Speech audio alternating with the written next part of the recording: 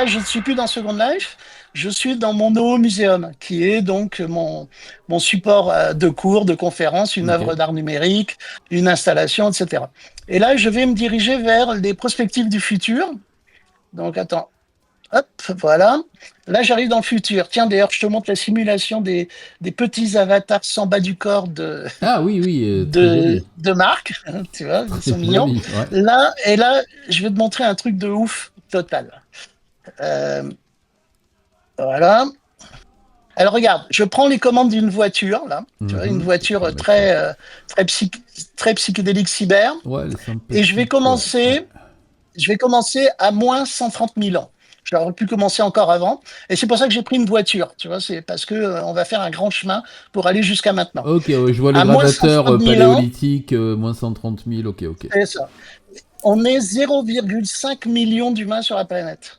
500 000, c'est que Mhm. dalle. Ouais, Tu me suis? Il n'y a rien, il n'y a personne sur cette putain de planète. Il n'y a que quelques humains, tu vois. Et j'avance. ça devait Je être prends pas la mal. route, je prends la route et j'avance. Alors c'est pour ça que j'ai pris une bagnole. J'avance tous les 30 000 ans, là. Et je D'accord, vais ouais, ça arriver va à un plus. moment très important. Alors c'est pour ça que j'ai une bagnole. Kinem C'était se pour bat aller avec son vite, chat, là. tu vois. Et Ouais, et j'avance, j'avance, mon chat fait tout j'avance. tomber, tout va bien. Et là, regarde, j'arrive à mi-parcours. À peu près moins 50 000 ans, c'est le moment où l'humain Mhm. commence à s'entourer d'images. C'est les peintures rupestres, Ok, c'est tout ok, ça. je vois. Oui, C'est oui, les Lascaux à sur la gauche, là, paroi à voilà. gauche, ouais, ouais.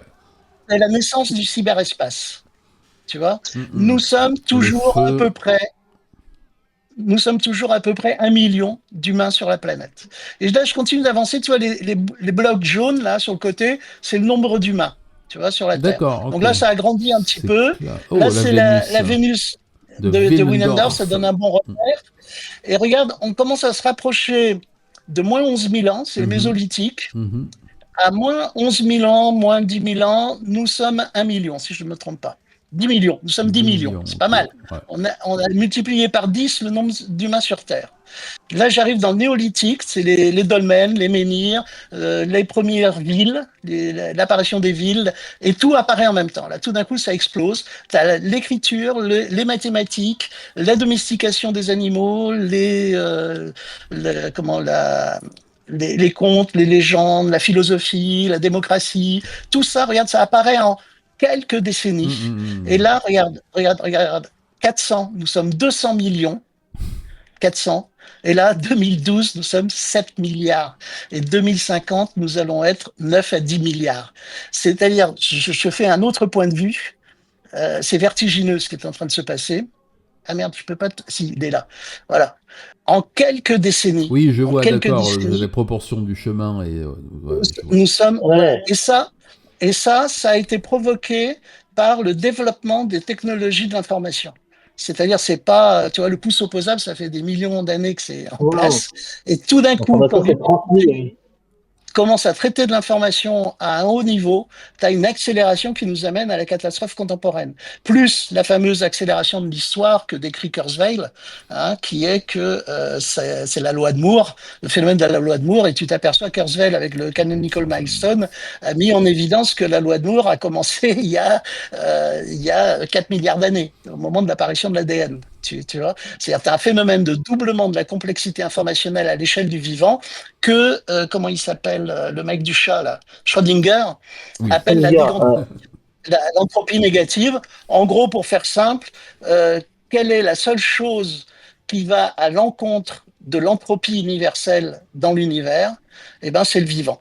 Le vivant bouffe énormément d'énergie pour se complexifier et s'expanser. Tu vois, et nous sommes à un moment crucial. Alors, je te montre la fin de l'histoire, qui est totale SF. Quel est le but? Bah, c'est-à-dire que là, le but, c'est on va s'empiler, on est en train de s'empiler. Alors, quel rapport avec les métavers et les avatars et la Mhm, ouais. sensualité, la Mhm. sexualité dématérialisée, hein? Bah, c'est que on se dirige vers un futur donc de, 5, de 10 milliards d'humains, dont les 2 tiers, on le sait, vont être concentrés dans les grandes mégapoles.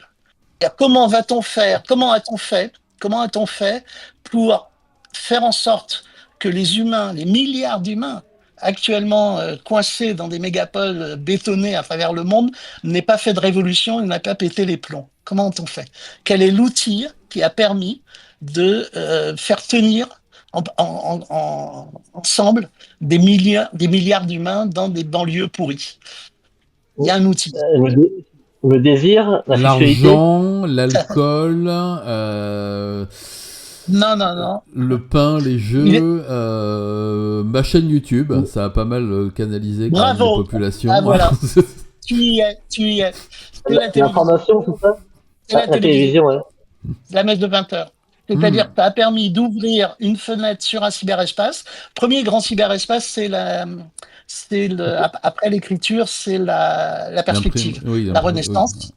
Tu vois, la Renaissance et l'imprimerie aussi qui va avec. C'est des choses concomitantes.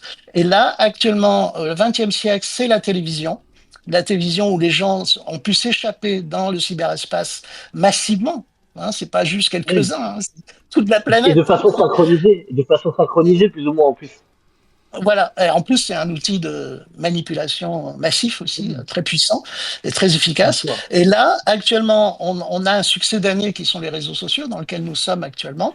Mais on ne va pas réussir à faire tenir des milliards, 10 milliards d'humains confinés dans des grandes cités si on ne leur fournit pas un cyberespace, mais qui dégage grave, c'est-à-dire qui est ultra puissant. Parce que ça ne va pas suffire. La télévision, c'est bon, on sait comment ça marche, on connaît ses limites.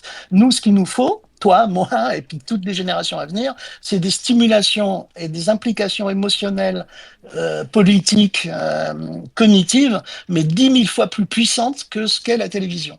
Et donc, c'est ça qu'on est en train de bâtir. C'est ça les métaverses. Les métaverses, c'est les préquels, c'est l'esquisse de ce que l'humanité est en train d'inventer, c'est-à-dire un cyberespace qui va nous satisfaire en nous proposant des fenêtres qui nous satisfassent autant du point de vue sensuel, sexuel, émotionnel, etc. Et en attendant un siècle où nous allons, tu le vois, je l'ai mis derrière, hein, où nous allons embarquer, ce que nos milliardaires sont en train de préparer, nous allons embarquer dans les grands vaisseaux interstellaires. Mais voilà. Alors, par rapport à ta question sur le transhumanisme, c'est ça ma conviction. C'est-à-dire Ouais, que, d'accord, je suis assez proche de cette pensée aussi. tu vois, cette augmentation, c'est là qu'elle mène. C'est ce que nous faisons, toi, moi et tous. Nous sommes des explorateurs, des explorateurs de ce cyberespace puissance 10 000 qui est en train de se construire. Tu vois? Mais du coup, justement, par ce prisme du cyberespace, à quel moment, en fait, on peut se déconnecter complètement du monde réel? Parce que justement, des mondes, des systèmes comme Second Life peuvent en fait Tout à fait, presque, Kibar.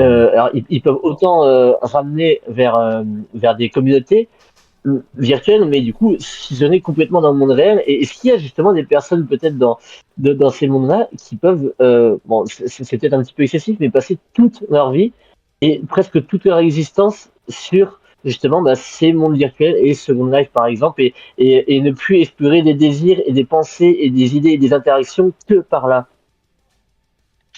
Non, non. C'est pareil que pour tous les jeux vidéo. C'est un truc, c'est ce que j'explique. Alors pour la sexualité, c'est ce que j'explique. C'est pas quelque chose. La cybersexualité n'est pas quelque chose qui remplace la sexualité existante, mais qui vient s'y ajouter. Avec un répertoire sensuel, émotionnel qui n'existait pas dans la sexualité traditionnelle. La meilleure métaphore ou analogie que je fais, c'est l'automobile. L'automobile n'a pas remplacé la marche. Les gens continuent de marcher, non seulement ça, mais l'automobile a amplifié la marche, non seulement en vitesse de locomotion, mais surtout, tu vas prendre ton automobile pour aller marcher à la campagne, pour aller marcher à la montagne, pour aller marcher à la mer. Par contre, l'automobile a inventé de nouvelles sensations, qui est la sensation évidemment de la vitesse, mais par exemple, je cite souvent le plaisir de conduire la nuit sur les autoroutes à grande vitesse en écoutant de la musique. Ah oui, ça. C'est très particulier, ça. C'est Moi, je me un suis des plus grands plaisirs de l'existence, même. Je me suis vu conduire des nuits entières rien que pour conduire, rien que pour ce moment-là. Et ça vient s'ajouter à la marche, à la connaissance de la marche. C'est-à-dire que notre cerveau est capable. C'est une extension. Donc c'est une extension. C'est une augmentation. Ça dit ce que ça veut dire. Et les outils, c'est une pensée inspirée de McLuhan. Hein. Un outil, c'est un amplificateur des fonctions cognitives et physiques. Tu vois, ça amplifie soit des fonctions cognitives, soit des fonctions physiques. Et en même temps, ça va aussi amplifier des processus cognitifs spécifiques à l'outil que tu amplifies. Je prends toujours l'automobile. L'automobile amplifie les jambes. Quand est-ce que l'humain court? L'humain court quand il chasse, il combat, il attaque. Donc, quand tu es au volant d'une voiture qui amplifie, qui multiplie ta vitesse par 10, 15, 20, 30, tu vas amplifier les tropismes de prédation qui sont associés. Résultat, le jeune conducteur, d'une part, va pousser l'automobile dans ses retranchements pour savoir qui il est avec l'automobile, mais surtout, tu le doubles sur l'autoroute et tu lui fais une queue de poisson, il va voir blanc. Il va immédiatement rentrer dans un processus compétitif et rentrer en compétition et en agressivité. Et résultat, tu as un paquet de morts sur la route. Pourquoi?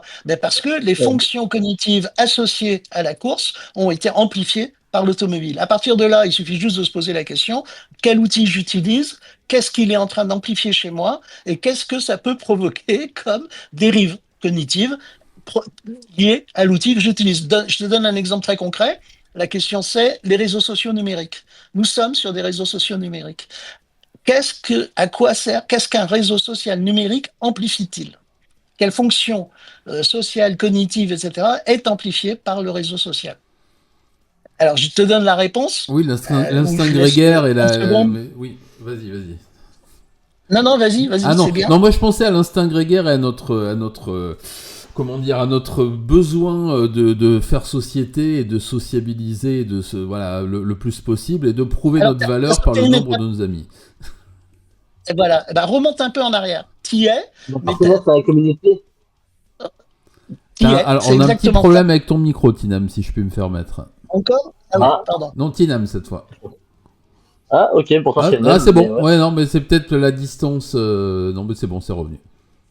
Un petit lag anecdotique. En fait, c'est un amplificateur existentiel. Ça sert à amplifier nos existences. En amont, mais c'est exactement ce que tu as répondu, dans notre relation, à la communauté, au collectif, etc. Résultat, ça amplifie, ça projette notre existence à l'échelle, au-delà du village et de la famille, à l'échelle en illusion planétaire, ça représente quand même pas plus de, allez, pour toi, 2000 ou 3000 personnes, mais pour la majorité d'entre nous, c'est 10, 15, 100 personnes, si tu veux. Mais par contre, notre cerveau va fonctionner dans un mode, c'est la cyberesthésie, ce que j'appelle la cyberesthésie, où il va se projeter dans une relation à la planète entière.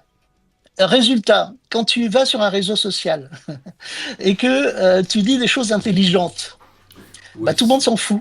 Voilà, c'est ce que j'allais dire, c'est exercice de pensée. Voilà. Et en général, tu as assez peu de feedback. Par contre, dès que tu vas troller et que tu vas dire des grosses conneries ou faire de la grosse provo, là, tu es sûr, ça va carburer. C'est-à-dire tu vas avoir du feedback, donc tu existes. Naissance du troll.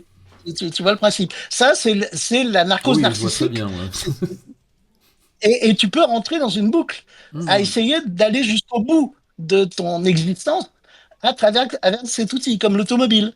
Et c'est lorsque tu te seras vautré, quand tu seras arrivé au bout, c'est comment l'humain sait qui il est. Il y a deux solutions.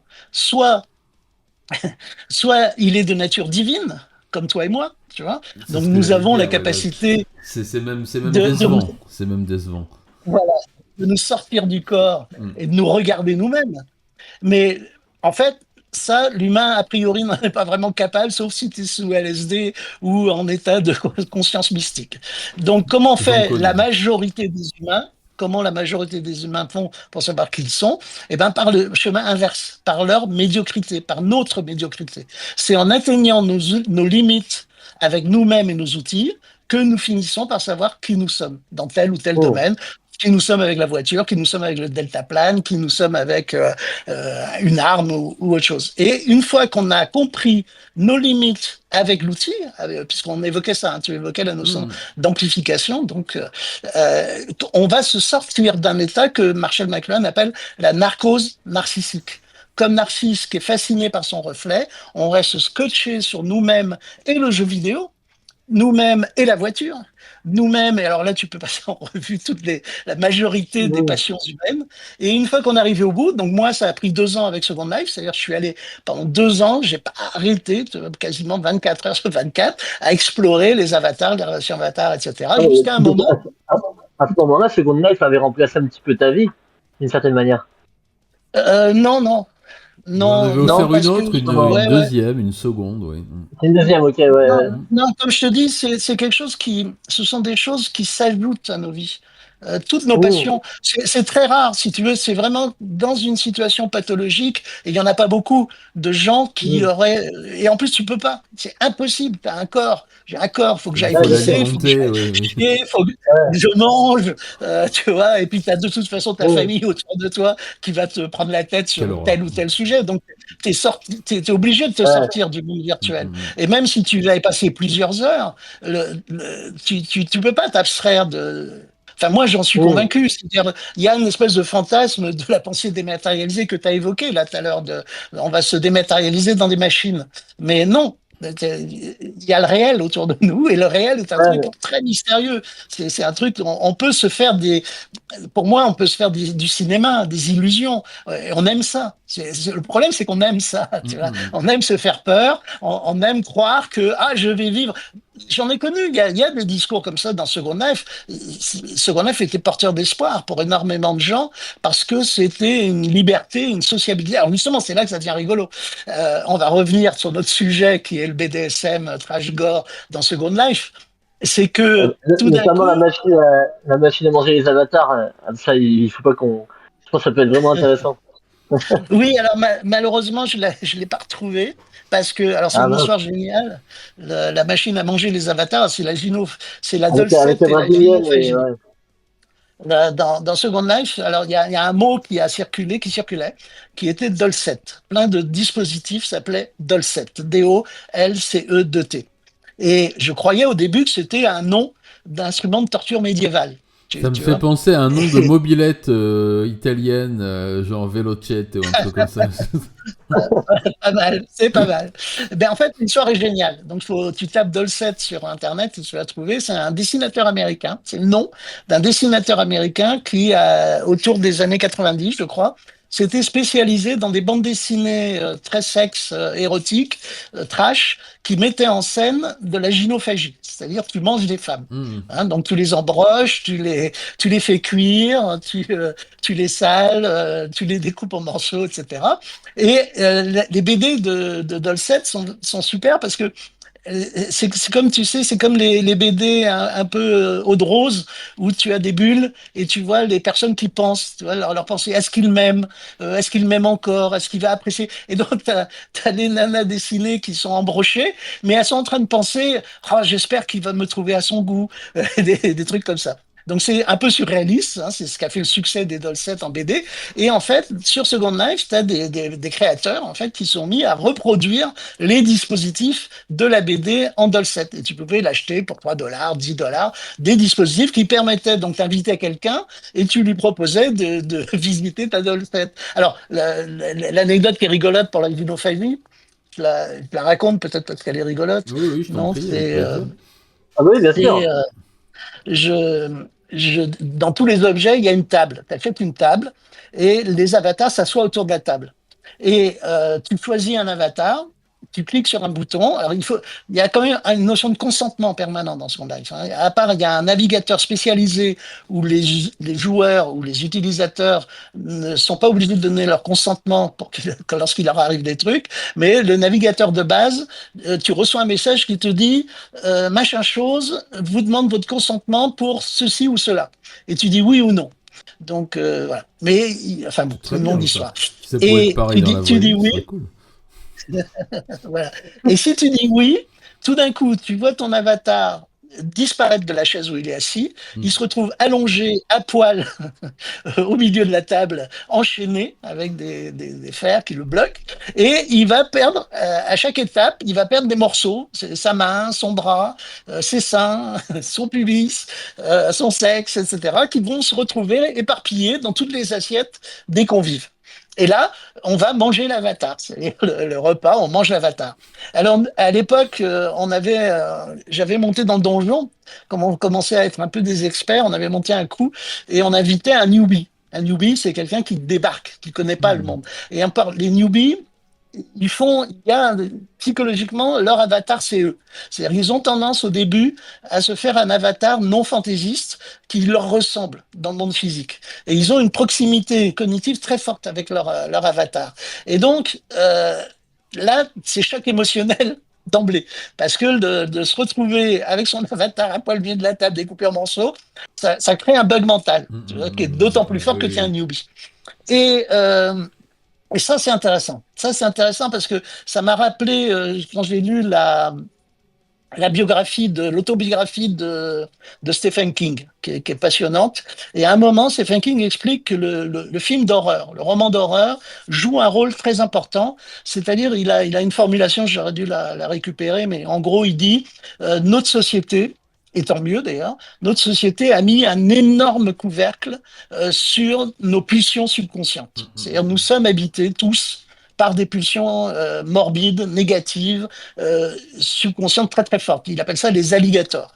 Et il dit le rôle du film d'horreur, du roman d'horreur, c'est d'aller de temps en temps soulever le couvercle qu'on a mis sur ces pulsions-là pour aller nourrir les alligators. Mhm. Mhm. Alors, et sa métaphore est d'une pertinence absolue. Pourquoi? Eh ben, il explique, il continue. Parce que dans des conditions exceptionnelles, si on ne nourrit pas les alligators de temps en temps, les alligators vont sortir tout seuls comme des grands, et là, on va être submergé par nos propres cruautés, nos propres pulsions, nos propres tropismes. Et il convient, et donc ça c'est une sorte de biais ou de truc des œuvres d'imaginaire, et en particulier qui nous fascinent, les œuvres d'horreur, les films d'horreur, les romans d'horreur, c'est d'aller nourrir les alligators qui sont en nous, qui sont au fond de tous nos esprits, de tous nos cerveaux. Et plus on va les verrouiller, plus on risque, en cas de circonstances exceptionnelles, une guerre par exemple, d'être submergé par ce phénomène-là. Et c'est ce qu'explique aussi Alain Robbe-Grillet dans un de ses romans. Je ne me rappelle plus le nom de son roman, mais à un moment, il fait une aparté sur la guerre du Vietnam. J'ai été très concerné par la guerre du Vietnam parce que mes parents, qui étaient militants anti-guerre du Vietnam, je me suis retrouvé à 12 ans, 13 ans, catapulté dans les horreurs de la guerre du Vietnam. Ils avaient accès Mhm. à énormément d'informations qui n'étaient pas divulguées au grand public et qui n'auraient jamais pu passer à l'antenne. Et Rob Grier raconte que la bourgeoisie américaine a été très choquée de découvrir que leurs John Boys au Vietnam commettaient des atrocités, et en particulier des atrocités sexuelles. Donc la bourgeoisie américaine, le Sénat, je crois que c'est le Sénat américain, pensait, a projeté, a fait un scénario classique en disant c'est de la faute des prostituées, des bordels à Saigon, de la drogue et tous ces trucs-là. Sauf que ce qui explique ce qu'explique Rob Griès, c'est que ce qui est bien avec les Américains, c'est que des fois, ils font les choses sérieusement. Donc, avant de commencer à faire n'importe quoi, ils ont envoyé une commission d'enquête de psychologues, etc., étudier, répertorier, analyser qui étaient ces jeunes boys qui basculaient dans la barbarie, mis en situation de guerre. Et ils se sont rendus compte que précisément, c'était surtout ceux qui venaient de la Bible Belt, c'est-à-dire Mhm. la La ceinture ceinture de la biblique, Bible, hein, ouais. et qui avait vécu, tu vois, une enfance, une adolescence super protégée de toute cruauté ou avec une défiance très forte avec ça, qui, mis dans des circonstances sexuelles, pétait les plombs totalement, était submergé par la propre cruauté qui les habitait. La conclusion de la commission d'enquête, évidemment, qui a été enterrée aussitôt, c'était de les former, c'est-à-dire précisément à ce que nous explorons à travers notre littérature, à travers nos films, etc. C'est-à-dire les former à la cruauté humaine, au sadisme qui habite l'humanité. Et évidemment, ça, c'est impensable. Hein, même actuellement, c'est impossible. Tu peux pas, dans un contexte de guerre, faire une formation au sadisme et au masochisme aux jeunes militaires. Tu vois, il va falloir le faire autrement. Mais pour nous, pour la majorité de la population, la fascination vis-à-vis de ce que nous explorons à travers, et c'est pas un hasard si on va le retrouver dans des outils de simulation du réel, Mhm. comme les métavers, etc., c'est une façon à la fois de se connaître, de comprendre qui on est, et aussi, alors c'est ça que je voulais terminer là-dessus, que j'ai découvert avec la gynophagie, c'est que effectivement, dans les mondes virtuels, avec les avatars, etc., c'est d'une efficacité que je dirais plus forte que les romans et le cinéma. C'est-à-dire que tu es impliqué à la première personne dans un avatar, à la troisième personne, c'est drôle à formuler, et ton subconscient vit la chose à 200%. Et du coup, tu sens émerger des pulsions, des idées, des concepts très dérangeants pour soi-même. Et par exemple, comment ça s'appelle, le fait de manger l'autre, l'anthropophagie est un phénomène qui est très très intéressant parce que surtout cette idée-là, je vais vous l'évoquer, Bon, ça parce que fait. c'est une idée inverse, c'est pas l'idée de manger quelqu'un, c'est l'idée d'être mangé. Tout à C'est, fait. Ça. c'est, On en avait un peu parlé pendant notre première Ouais, entrevue privée. par rapport à deux histoires notamment récentes, mais ouais, Voilà, c'est c'est ça, notamment c'est une ça. récente. Hum, c'est c'est une espèce de pulsion étrange qui est dans notre esprit, parce que c'est un truc qui m'a jamais effleuré, ni même dans mes, comment on va dire, mes fantasmes BDSM. Et là, avec Second Life, je me suis confronté à cette idée-là, et j'ai même rencontré une partenaire dans Second Life, dont qui disait que c'était son obsession. C'est-à-dire qu'elle voulait se faire manger. Et elle a rencontré un fabricant de Dolcet, justement, qui était à l'époque un jeune Brésilien, mhm. qui se revendiquait, alors je ne sais pas si c'est de la fiction ou pas, d'être un descendant des dernières tribus anthropophages. Alors il y a toute une histoire autour de ça qui est référenciée, etc. Mais lui est un Brésilien qui se dit descendant des dernières tribus anthropophages. Son arrière-grand-père serait l'anthropophage qu'a rencontré je ne sais plus quelle notabilité du monde du voyage, et qui Captain fabrique Cook. des tables pour manger les avatars. Tu Hum, vois. Et, et elle, enfin, je vais raccourcir, je ne vais pas raconter toute l'histoire, mais en fait, il semblerait que elle ait fini par trouver une communauté aux États-Unis qui était prête à la manger. Et elle a hum. disparu de Second Life il y a 15-20 ans, là, 15 ans, autour de 2007, En entretenant la après nous légende et avoir. le mystère. C'est Mmh. ça, en nous racontant un peu à tous ceux qui la fréquentaient qu'elle Tu disais que t'avais partait. invité dans son, t'avais Oui, invité dans son, ah oui, une sorte de, c'est un truc génial, ouais, tout à fait. Mais ça, c'est le vécu narratif, tu vois, c'est-à-dire tu es dans un film, quand tu es un avatar, tu es dans un film. Donc on fait une de ces soirées où on invitait plein de gens à venir se faire manger, et puis à la fin de la soirée, il reste un avatar. Tout le monde s'en va du donjon, et il ah, reste c'est, une nana avatar, et qui me dit, est-ce que je peux te faire visiter ma maison? Alors, je dis, bah oui, allons-y. Donc, on va chez elle et on descend dans le sous-sol où il y a, alors c'est simulé évidemment, mais il y a une salle secrète et là, je vois une table pour manger les avatars que je connaissais pas. C'est-à-dire, je connaissais un peu tous les dispositifs et là, je la connaissais pas. Elle était plus perfectionnée que celle que j'utilisais. Et je lui dis, ah, mais c'est rigolo, là, c'est quoi? Et elle me dit, bah, c'est le fabricant de Dolcet. Je me suis proposé pour tester, avant qu'ils les mettent sur le marché, les tables à manger, on va dire, les Oui, oui, avatars. bien sûr. Et c'est là qu'elle me raconte sa passion, son envie de se faire manger. Et effectivement, le fabricant, après j'ai racheté une table, j'ai racheté cette table-là, d'ailleurs, justement, au Brésilien, 6 mois plus tard. Et en parlant avec lui, oui, parce qu'il y avait un bug.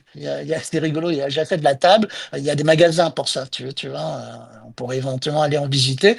J'achète de la table, je l'installe dans le donjon et ça marche pas. Il y a un truc qui déconne. Donc je prends contact en chat avec le fabricant, le marchand, qui fait le service après-vente, hein, qui se déplace avec son avatar et qui vient dans mon donjon, qui trouve il dit super. Il dit, ah, mais j'ai entendu parler de toi parce elle lui avait raconté justement qu'elle avait vu ce donjon énorme de BDSM qu'il y avait dans Second Life. Et là, il me dit, mais est-ce que tu as des nouvelles d'elle? Est-ce que tu as des nouvelles? Parce que depuis le mois de juillet, j'ai plus aucune nouvelle et je suis inquiet parce qu'elle m'a dit qu'elle allait se faire manger dans une communauté aux USA. Alors, est-ce vrai? Après, on s'en fout un peu. C'est-à-dire que est-ce qu'elle a vraiment été se faire manger ou est-ce que c'est quelqu'un qui a monté un scénario pour nous, hein, parce que c'est très privé? Comme il est dit Peut-être. dans L'homme Tu vois. qui tua Liberty Valance, quand la légende est plus belle que la réalité, on imprime la légende. Donc, ah, c'est pour ça que des fois il y a des ARG qui sont très intenses comme ça. C'est belle référence. j'adore. Très bien, mais je suis ravi qu'on ait pu développer de tels concepts ce soir. J'espère qu'on aura l'occasion de le refaire. Si vous avez des questions, les amis, parce qu'il est 21h42, on approche donc de la fin de cet entretien. Je sais que vous êtes tous déçus, mais c'est les règles. Si vous avez des questions, n'hésitez pas à les repasser dans le clavardage et nous les poserons bien entendu à notre invité. Donc n'hésitez pas à les envoyer maintenant. J'ai vu tout à l'heure qu'il y avait des petites questions qui arrivaient. Et merci à tous ceux qui nous rejoignent maintenant. Bien entendu, il y aura une rediffusion. Eh oui, déjà, il est 21h43, le temps passe vite. Et en plus, on a attaqué directement. Ça, j'ai fini maintenant, je fais plus les... Terminé, on attaque direct. Donc si vous avez des questions, n'hésitez pas. Posez-les maintenant et on va les transmettre. Ouais, il y avait quelques trucs en plus que je voulais aborder, mais que j'ai pas Vas-y. encore pu. Il y avait notamment la question du rapport à l'érotisme lorsqu'il passe par un prisme cinématographique ou artistique. Notamment, Yann, quand tu avais raconté une anecdote avec des photos de bondage avec la fille, notamment ça, je trouvais ça intéressant. Et aussi, l'autre point que je voulais aborder, c'était la dimension directement qui était reliée à ton habitat actuel, qui était directement lié en fait à tous nos sujets. Moi, je voulais un peu développer ces deux trucs-là. Je pense qu'on n'aura pas vraiment le temps, mais Yann, tu veux nous dire quelques mots quand même Oui, bah, là-dessus en oui, attendant bah, qu'il tout y ait à des fait. questions qui Le temps arrivent. que les questions arrivent, avec plaisir. Mais au contraire. Mais je me suis renseigné sur l'habitat en question. Oui, allez-y, faites-vous plaisir. L'habitat, qui vous voulez, allez. Soyons sérieux un peu. Euh, Alors, alors, j'arrive. euh, Ouais. oh, bah là, l'habitat, c'est ma chérie qui. Attends, j'étais juste en train de regarder les questions aussi. Et alors, pour l'habitat, bah, on habite. En fait, je suis fan de science-fiction, comme vous l'avez compris, hein, depuis longtemps. Et, euh, et je faisais visiter le Merci, Palacio Warner. d'Abraxas, où a été tourné Brasil. Hein, le film Brasil. En fait, les premiers films que j'ai faits, c'était à l'INA, première production importante. Hein, c'était à l'INA, qui est à Brie-sur-Marne, avec le groupe des Maîtres du Monde. Et on voyait ce gigantesque bâtiment dans le lointain. Et du coup, un jour, on y est allé. Et là, j'ai découvert que Brasil avait été tourné dans ce gigantesque bâtiment construit par Ricardo Bofill. Et je le fais visiter, c'est-à-dire depuis des années. euh, je fais un truc qui est très jubilatoire, que je vous conseille de faire, qui est génial. C'est, j'invite des copains à voir le film Brasil, à l'époque où il y avait encore des salles de cinéma qui le passaient tard la nuit. Oui. Et tout de suite après, on prenait ma 4L et je venais leur faire visiter le bâtiment en grandeur réelle. À 10h, 11h du soir, on se retrouvait ici. Et là, c'est choc. C'est comme les métavers. C'est un choc cognitif garanti. Parce qu'il y a très peu de cas On est en train de perdre où ton on peut se micro, retrouver. excuse-moi. Ouais, il y a un Ah, petit souci avec ton micro. merde. Alors attends, je regarde. 1, 2, 3. Est-ce que vous m'entendez? Là, c'est bon, c'est Non, vous redevenu. m'entendez Si, plus. si, c'est bon, c'est bon. C'est bon? Ouais. Tu m'entends? C'est bon, on Alors, t'entend à nouveau. donc, donc, il y a très peu de cas dans notre vie où nous pouvons nous retrouver pendant un film ou juste après le film dans le décor du film, surtout un film de science-fiction. Et là, il y a un vrai choc émotionnel. Et d'ailleurs, Hunger Games a été tourné ici dans ce gigantesque bâtiment, donc qui s'appelle Palacio d'Abraxas, donc construit par Ricardo Bofill. Et à une époque, il projetait dans l'axe précisément du film, de l'axe d'une des scènes principales, celle où il y a la boue qui se répand, sur un écran géant, le film.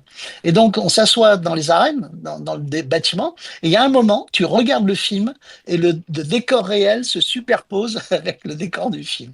Et là, c'est génial, parce que si tu fais gaffe à ce moment-là, tu sens que le cerveau bug. Tu sens qu'il y a un flottement. Il y a un flottement où le cerveau se pose la question de où est le réel et ce qui n'est pas réel. Et donc ça, c'est un moment fabuleux. Et donc je faisais visiter ce bâtiment. Et puis je l'ai fait visiter à ma chérie, Linda, qui est artiste aussi. Au moment où elle cherchait un appartement à acheter, On a quitté Paris, elle a quitté Paris et elle a eu un coup de cœur total. Et donc, on a eu une opportunité où il faut savoir qu'il y a quand même assez peu de gens qui rêvent d'habiter dans une dystopie brutaliste aussi Mmh. gigantesque que celle-ci. Et donc, du Moi, coup, j'en il fais y a partie. Il y en a au des moins 2 appartements. sur 3 ici, tu vois, ça fait déjà une belle Pareil, proportion. pareil, Ah ben 3 sur pareil, 3. Donc tout le bizarre. monde rêve d'habiter dans une architecture brutaliste, futuriste, Voilà. fasciste ou ce que tu... Et c'était ça. Et alors, et du coup, on est en super opportunité, hein. Et c'est génial. C'est génial parce que d'abord, la population autour est adorable. C'est-à-dire que c'est pas du tout ce que la légende raconte. Il y a une sociabilité très très forte et très particulière ici. Et tu te réveilles tous les matins quand même dans un univers de fiction. Rapport. Tu Ouais, vois, c'est génial. le réel et l'imaginaire se mélangent. Tu n'es pas en face d'une barre anonyme, tu vois, ou Mmh. même d'une architecture haussmannienne traditionnelle. Tu es quelque part ailleurs. Tu vois, là, il a neigé, c'était encore plus ouf, quoi. Ouais, T'as j'imagine. un émerveillement quotidien. Donc ça, c'est extraordinaire. C'est lié à la science-fiction. Donc, Euh, Hunger Games, il a été tourné là-bas, certaines scènes ouais, aussi. absolument. Hunger Games, c'est une histoire, ça serait long à raconter, mais l'histoire du tournage Hunger Games au Palacio. Alors nous, on n'y était pas, hein, mais Ouais, mais ouais. c'est un roman. C'est-à-dire ce bâtiment, la vie des habitants, tout ce qui s'y passe, tu fais un roman. Tu fais un roman et surtout quand tu commences à Hunger Games, à changer les esprits, à changer la mentalité, à modifier la relation des gens à leur environnement ici. Tu vois, donc Ouais. c'est génial. Donc c'est ce que je souhaite à tout le monde de pouvoir avoir la chance de vivre dans un environnement qui coïncide avec les dystopies Mmh. utopiques ou les utopies dystopiques qui nous habitent, quoi. Et c'est Mm. plutôt jubilatoire. Après, par rapport à ce que tu m'avais demandé, alors il n'y a pas d'autres questions, parce que je sens que le temps passe Ouais, passe n'hésitez très pas à les vite. envoyer maintenant parce qu'après c'est trop tard, on va au lit, la camomille est en train de chauffer. Alors Ouais, Bon, sinon, l'histoire est liée au BDSM. Mais je voulais vous l'illustrer. Justement, j'ai passé toute la matinée à préparer le niveau et Unity, parce que le No Museum est dans Unity Mhm. actuellement et Unity m'a juste planté, donc je peux pas vous Oui, l'illustrer d'accord, ok, parce bon, que ça... j'ai retrouvé les photos. Mais bon, Ah, l'histoire, elle est très sympa. Donc, moi, je suis habité par l'imaginaire BDSM dans ma sensualité depuis que je suis môme. Et faut penser que c'était, quand j'étais môme, bah, c'était il y a vraiment longtemps, hein, c'est les années 70, et c'était une époque où le BDSM était interdit, hein. C'est-à-dire que le BDSM, l'érotisme et tous ces trucs-là, c'était hors la loi, hein. Et les donjons, il y en avait, mais mhm. il fallait être très discret, et il y avait toujours, d'ailleurs, c'était toléré, et il y avait toujours un représentant de la brigade des mœurs qui était présente dans les soirées BDSM Dans les auxquelles j'ai eu la maisons de chance tolérance. d'assister dans les années 80. Mhm. Et avec maîtresse Françoise, d'ailleurs, c'est maîtresse Françoise qui m'avait initié au BDSM dans les années 80. Pas initié d'ailleurs, j'étais déjà initié depuis très longtemps par moi-même, mais justement c'est ça qui est rigolo, c'est-à-dire que je repère une jeune femme, je dois avoir 20 ans et elle en a 18, sur l'île de Groix, près de Lorient, et on m'avait prêté un Hasselblad, un super appareil photo. C'est important l'outil, parce que l'outil t'amène à faire des trucs de fou total. Et donc là j'ai un Hasselblad pendant 2 jours. Qu'est-ce que je vais bien pouvoir faire avec cet appareil photo qui est un monstre, hein, qui est un monstre de la photographie. Et je suis sur l'île de Groix, chez Thibedef, je crois que ça se passe, et là je vois attabler un groupe de jeunes personnes, à peu près mon âge donc, avec une nana, mais canon. Une rousse, une grande rousse qui a l'air tout droit de sortie de Tolkien, tu vois. Et je me dis, oh là, il faut que je fasse des photos d'elle, des photos de légende avec elle, mais alors ne rentre pas dans un truc de séduction. Dans un truc de séduction, tu vas tout casser. Donc je l'aborde, et je lui propose, j'ose, parce que je suis hyper timide en fait, j'ose lui proposer de faire des photos et je lui donne l'adresse où je réside à ce moment-là, qui est le moulin de mes parents. Mes parents avaient acheté un vieux moulin perdu au fin fond de la campagne.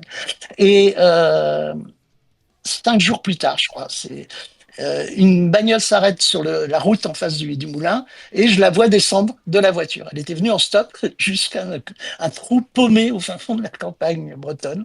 Et la grande rousse en short, hyper sexy, débarque. Et là, je lui fais visiter la maison. Et dans le grenier, il y avait des cordes suspendues dans tous les greniers de vieilles maisons, hein, il y a des cordes suspendues. Et là, m'écoutant comme mon inspiration, je attrape les mains et je l'attache. Je commence à lui attacher les mains et elle se laisse faire. Et à ce moment-là, j'ai le pet des plombs de ma vie. C'est-à-dire, je crois que je suis tombé sur la seule nana de l'univers qui aime le BDSM. Parce que vous imaginez, vous êtes au lycée, vous essayez de convaincre à l'époque votre copine, ne serait-ce que d'avoir des relations sensuelles et sexuelles, mais en plus que t'aimerais bien les attacher, c'est no, no way. Tu vois. Ça Et filtre un là, peu, elle se ça laisse faire, et filtre. là, ça va devenir une espèce de folie où pendant 3 jours, on fait des photos, on baise et on fait du BDSM. Et c'est important parce que le dispositif, on parlait des outils, le dispositif appareil photo, mise en scène, contribue à l'amplification érotique. Pour moi, le BDSM, c'est un amplificateur, c'est aussi un outil qui permet d'amplifier la sensualité. Hein, par tout un tas de rituels, des choses comme ça. Et je raconte la fin de l'histoire parce qu'elle est, elle est drôle. Elle repart en Belgique et 5 mois, 4 mois, oui, à la rentrée. À la rentrée, elle m'invite à passer la voir à la maison. Donc, je prends ma 4L, je vais jusqu'en Belgique. J'arrive dans la famille où il y a un grand repas organisé avec toute la famille. Donc, je suis très timide. Hein, et c'est une grande famille. C'est en fait, c'est une famille de haut niveau belge avec une immense maison qui domine un parc avec un lac devant. Et au milieu du repas, la mère me dit, j'ai adoré les photos que vous avez faites de ma fille. Et là, je suis en train de me dire, qu'est-ce que j'ai fait comme photo normale de Rachel? Je suis là en train de me dire, est-ce que j'ai fait des photos normales de Rachel où elle n'est pas ligotée, suspendue dans les engrenages du moulin? Et dans le doute, je fais semblant de rien. Et au moment où on va prendre le café, il y a l'album de famille posé sur la table. Et là, la fille, la grande fille est née en rentrant de vacances. Tu vois, l'album de famille où il y a les enfants sur le couffin, tout petits, etc., qui grandissent. Les dernières pages de l'album de famille, c'est la fille aînée avec des grands tirages d'ailes ligotés dans tous les sens, en noir et blanc, genre photo d'art, dans les engrenages du moulin. Et là, je sais plus, je ne sais plus quoi penser. Enfin, en fait, il y avait visiblement une espèce de revendication d'affranchissement de la part de Rachel qui revendiquait d'une certaine façon sa liberté et qui a trouvé ça comme moyen de pouvoir imposer sa relation. Voilà. Et donc ça, c'est un super bon souvenir, un de mes meilleurs souvenirs de BDSM et de mon arrivée dans cet univers où ce qui est important finalement, c'est pas tellement la photo qu'on va sortir après ou l'œuvre d'art qu'on va faire après, c'est le dispositif. Mm, C'est cette mm. Ouais, espèce bien de sûr. mise en scène où on va vivre quelque chose, une complicité très particulière qui va se mettre en place à travers un rituel, une mise en scène, C'est etc., le cas dans. qui est artistique. Je veux dire, c'est le cas dans beaucoup de parcours artistiques où c'est plus le cheminement que la finalité qui compte. Et c'est ce qui meut aussi la personne qui aime créer et qui aime innover, c'est le chemin, le voyage plus que l'arrivée. J'ai deux C'est petites ça. questions qui traînent et qui sont plutôt cool. Notamment celle de Tiborly qui nous dit: je n'ai pas pu suivre tout le live, il est peut-être évoqué, mais est-ce qu'il y a dans la littérature philosophique une base d'auteur ou un courant de pensée qui vient creuser toutes ces questions? Yann, je te pose la question. Est-ce qu'il y a Ouais, alors c'est une très très bonne question. C'est bien pour ça que Est-ce je la pose. que tu me poses une colle parce que je suis en train de. Alors, du coup, j'y ai pas réfléchi et c'est à la fois rien et une multitude de titres qui me viennent en tête. Donc déjà, je me suis construit à travers la science-fiction, c'est-à-dire il y a quand même un sacré paquet d'œuvres de science-fiction qui abordent ces sujets-là.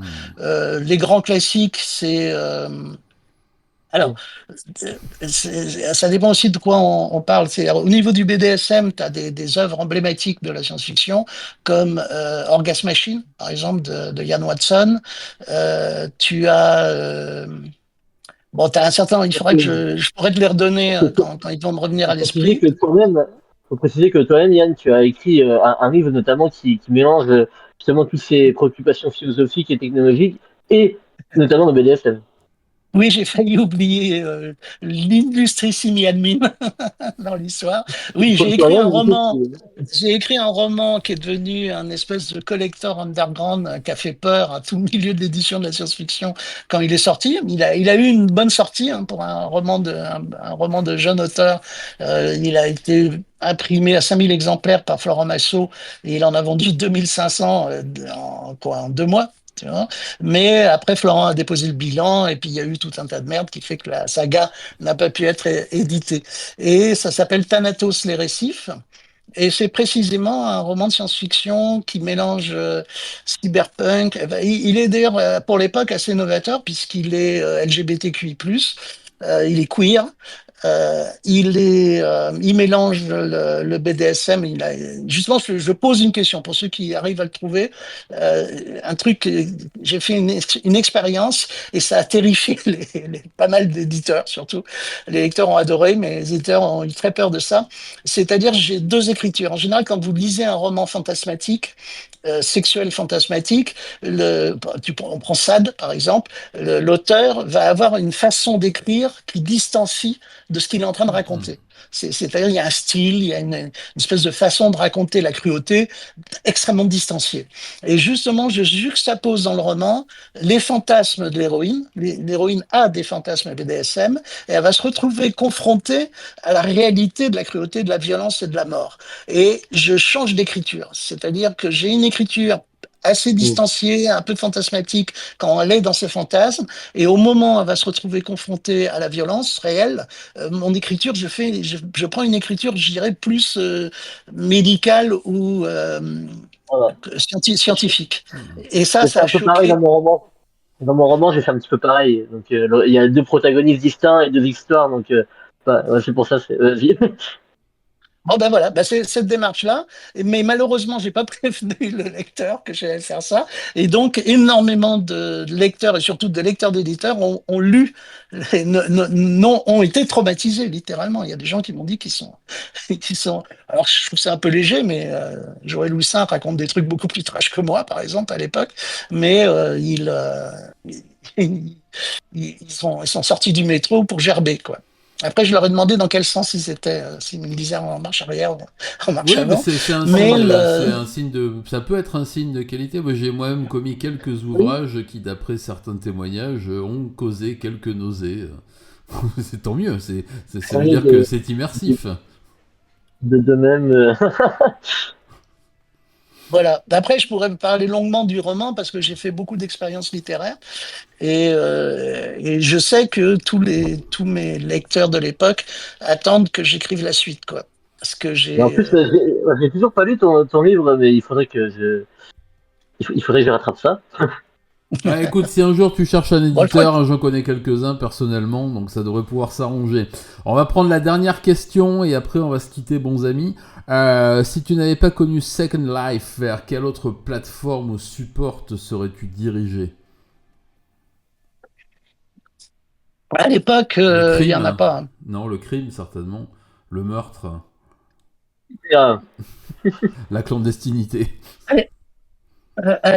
Ah, attends, repose ta question alors parce que je l'ai mal compris. Alors, Lulu nous demande si tu n'avais pas connu Second Life ou si Second Life n'avait pas existé, vers quelle autre plateforme ou support te serais-tu dirigé? Est-ce qu'il y a d'autres mondes virtuels qui te tentaient avant de découvrir la plateforme?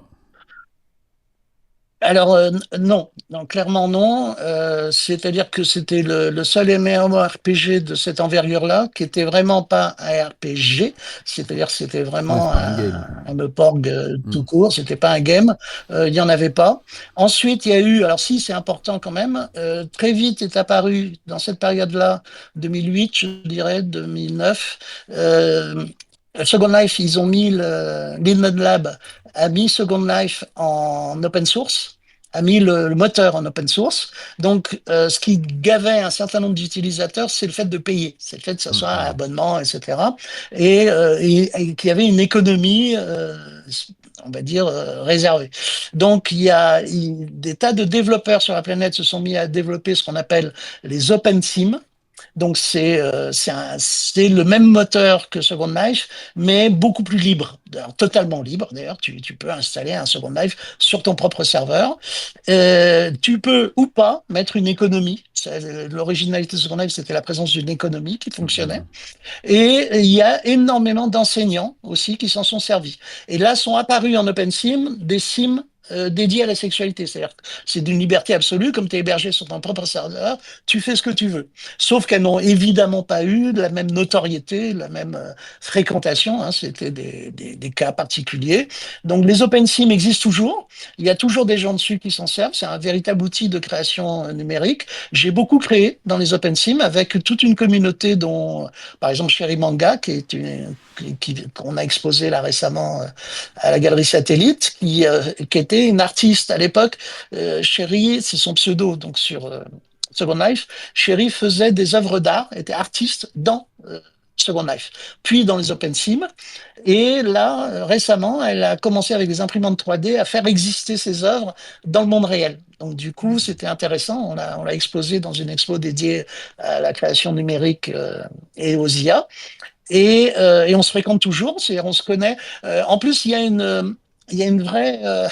On a vécu des trucs de ouf. C'est-à-dire, je crois que ce qu'on a vécu avec Second Life ne se reproduira plus jamais. Parce qu'on a avancé dans une période de l'histoire où ça n'existait pas. Où cet univers-là n'existait pas. Maintenant, tu as une alternative qui s'appelle VRChat, mais quand j'y vais, alors est-ce de la nostalgie, mais il me manque cette espèce de sensation de découvrir quelque chose Ouais. d'exceptionnel. Et ça nous a liés.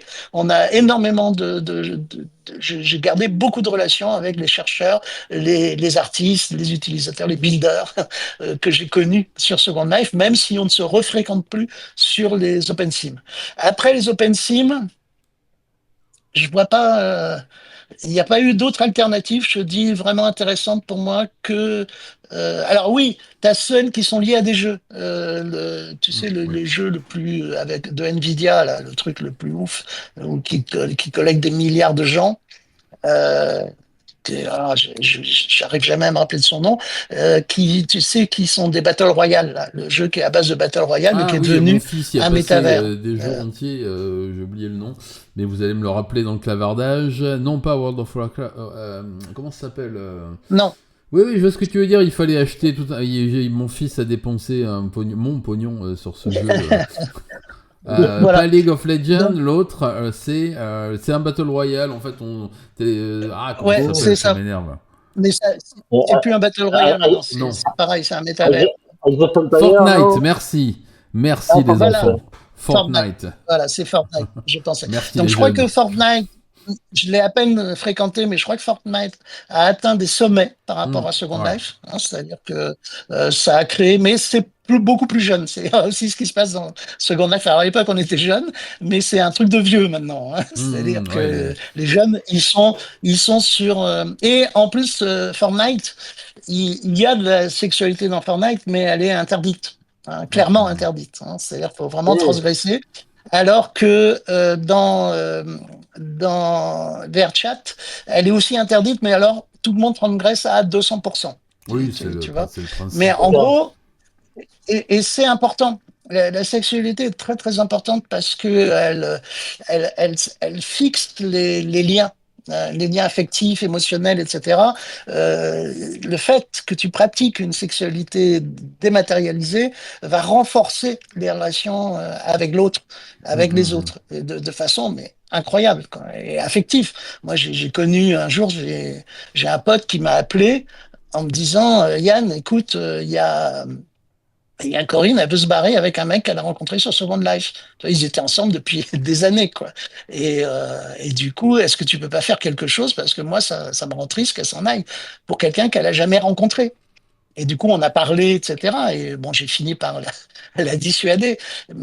Peut-être à tort, hein, peut-être à tort, mais c'est dire à quel point la pulsion émotionnelle amoureuse peut passer à travers un dispositif qui est que de l'abstraction, que de la Mmh. technologie. Et de la projection. Non, mais Ah, Voilà. Je voudrais répondre vite fait, ou est bien fait, j'espère, à la question de Langaya 24, ou 24, c'est peut-être un voisin, pour ce qui est de la possibilité d'évoquer publiquement ce qui n'est pas orthodoxe, politiquement correct, déviant, etc.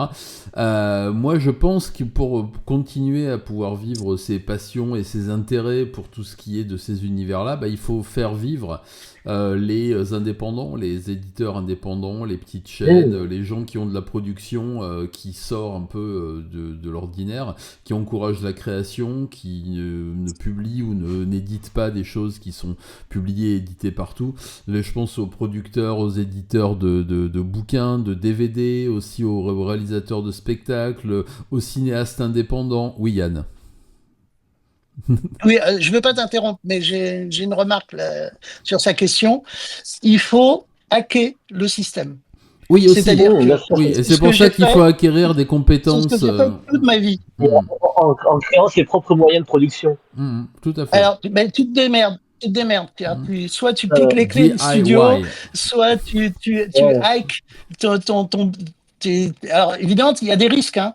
C'est-à-dire, moi, je me suis fait virer. Par exemple, je bossais pour M6 dans un gros studio. Et la nuit, je profitais de fait, parce que j'avais une super compétence technique, donc je pouvais bosser tout seul dans une régie vidéo. Et la nuit, je tournais sur le plateau bleu des rushs pour mes œuvres d'art vidéo, des œuvres BDSM. J'appelais les copines, les copains, et on passait des nuits à tourner des rushs sur fond bleu pour que je puisse les réincruster après dans mes œuvres d'art vidéo qui ont d'ailleurs été diffusées dans le monde entier. Mais j'ai passé ma vie, et c'est ça que je voulais te dire qui est important. Euh, L'art va toujours te coûter de l'argent. La création, ça te coûte de l'argent et il faut nourrir ça. Si tu as de la chance, tu vas gagner de l'argent avec, mais en général, non. Et C'est tu vas devoir compliqué. nourrir ta passion, ton identité artistique, avec autre chose. Alors, c'est un peu chiant de bosser à McDo, ça rapporte pas assez. Il vaut mieux réussir à infiltrer le système, être bien payé et avec ça, avoir accès aussi à des outils qui vont te permettre de développer ta création. Et tout au long de ma vie, alors moi je suis content d'avoir fait ça, c'est-à-dire tout au long de ma vie, j'ai passé mon temps à prendre mon dû. Tu vois, c'est-à-dire à chaque fois que je bossais pour une institution, pour un groupe, pour des gens qui ont beaucoup d'argent d'ailleurs, hein, parce que l'audiovisuel, il faut avoir beaucoup d'argent Ouais. pour produire. J'ai pris mon dû toujours, des heures de studio, des moyens techniques, etc., pour tourner mes images pour mes œuvres. Et petit à petit, je me suis construit mon identité artistique et j'en suis content. J'aurais pu m'endormir. Par exemple, j'ai eu une période où j'étais un super bon réalisateur et j'étais à demeure dans une boîte et je bossais tous les jours dans la boîte et j'aurais pu passer toute ma vie à gagner ma vie à faire ça. Mais arrivé à 50 balais, t'as rien fait. C'est-à-dire tu n'as fait que des produits industriels, des produits commerciaux, Non, bien etc. sûr. Alors, la difficulté, c'est d'intégrer le système et pouvoir le hacker. Parce que si tu es dans la survie, ça devient plus difficile, tu vois. Mais c'est la voie du cyberpunk. Tu vois, c'est la voie du Ouais, c'est. cyberpunk et du no-note. Il faut hacker le système et aller explorer, profiter de ces énormes machines auxquelles tu peux avoir accès pour les détourner, même un peu.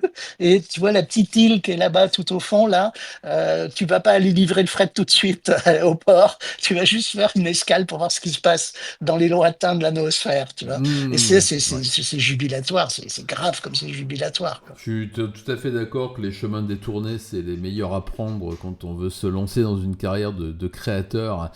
Ça va être le moment de vous demander vos mots de la fin, les amis. Qui veut commencer? Allez. Tinam, je te laisse faire une conclusion. Je te vois quoi? Et je veux pas te laisser dans cet état de désarroi. Tu sais, l'oisiveté est mère de tous les vices. Donc, je te laisse faire une conclusion passionnante. C'est à toi. Oui, bah déjà merci à vous pour ce nouvel épisode. Ravi de t'avoir accueilli, Yann. C'était super intéressant. Je pense qu'on a appris plein de choses. On n'est pas resté à 200% dans une éditoriale déviante et tout, mais c'est pas grave parce que le sujet était intéressant. On a développé plein de thématiques, plein de réflexions, et je pense que, à mon avis, tout le monde a apprécié. Donc bah voilà, au plaisir de te réaccueillir potentiellement sur des prochaines selon comment l'émission continue Et je suis ravi. À toi, Alexandre, de dire quelques Oh mots. ben, je suis ravi Itou parce que je sais qu'à chaque fois qu'on a l'occasion d'explorer certains thèmes un peu plus profonds que ceux qu'on a l'habitude d'explorer quand je suis tout seul, c'est toujours assez bas du front quand je suis tout seul, vous le savez.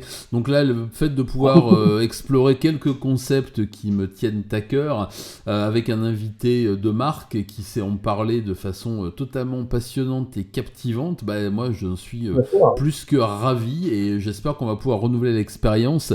Je sais qu'il va y avoir des volumes 2 à toutes nos déviants de culture parce que vous aviez tellement de choses à demander aux invités qu'on va faire un Lunatica volume 2, un François volume 2, un Nico volume 2, un Yann volume 2 et je pense que chaque invité aura droit à son volume 2 voire à son volume 3. Donc moi ce sera ma conclusion, c'est ça mon analyse. Yann, je te laisse conclure en beauté. Bah, c'est, ça a été un vrai plaisir pour moi, mais c'est normal, hein, je suis un grand bavard, comme vous avez pu le constater. Et donc, c'était très agréable. J'ai trouvé notre entretien très agréable et passionnant. Je vous rappelle, pour ceux qui nous écoutent, que vous pouvez télécharger le No Museum. Je crois que tu as donné le lien, hein, mais Ouais. vous tapez No Pédagogie, hein, No Pédagogie, et vous trouverez la page sur laquelle on peut tout télécharger. Et puis, je vous remercie aussi pour à la fois votre attention, évidemment, mais vos questions. Là, je les parcours un petit peu en même temps et elles sont super. Et j'ai passé vraiment, franchement, un très agréable moment avec vous. Donc, c'était top. Ah ben écoute, je te Voilà. remercie. Je pense que c'est le sentiment de tout le monde. Je vois des compliments qui fusent de tous côtés. Bah, ça va être le Et moment pour puis, nous. Oui, vas-y, Tinam, je te non, et laisse. puis, je pense en plus que ça va aussi faire des nouveaux sujets à creuser parce que je pense qu'il y a pas mal de sujets qui ont été apportés avec des visions nouvelles plein de réflexions qui ont été abordées. Donc, je pense que ça peut être aussi un nid pour nos spectateurs et nous-mêmes à creuser pas mal de sujets. Donc, c'est une très bonne chose. Bon, eh ben écoute, sur ces Oui, intros. oui, Ah, vas-y, oh là. attends. Oui. Juste comme ça, parce que c'est vrai que il y a eu une question très concrète qui était quoi lire. Dans la page que je vous ai donnée, No Pédagogie, il y a un PDF que vous pouvez télécharger, qui est mon support de cours. Quand je donne les cours des Ok. grandes universités, il faut que j'ai leur finance. Et surtout, il y a une bibliographie à la fin. C'est-à-dire, il y a tous les bouquins que Ah je conseille oui. de lire D'accord. à la fin à la fin du PDF, Bon, ben pour ceux qui cherchent je de les la littérature. je les remettrai en description sous la rediffusion de la vidéo que je vais me hâter de monter avant de partir dans des pays lointains et mystérieux où je communiquerai beaucoup moins. Voilà, on ne vous donnera pas le nom de l'invité du mois de février pour une raison simple, c'est qu'on ne le connaît pas. Donc, dès qu'on aura défini l'identité secrète de l'invité mystère du mois de février, qui sera un petit invité, puisque c'est un petit mois, il n'y a que 28 jours cette année, on n'est pas dans une année bisexuelle, donc on aura un petit invité, mais on vous donnera son nom très vite, et tout ça c'est pour vous faire patienter jusque-là. En attendant, moi je vais dire merci à mes distingués confrères, merci Tina, merci Yann. Je vous embrasse. Pour ceux que ça intéresse et pour les autres, je vous dis pas la semaine prochaine parce que je ne serai pas là, mais à donc 15 jours pour le prochain petit Satsujin Lab. Et dans un mois, pardon, excusez-moi, je bafouille, ça c'est la vieillesse et la sénilité qui m'assaillent, comme les guerriers. Matane.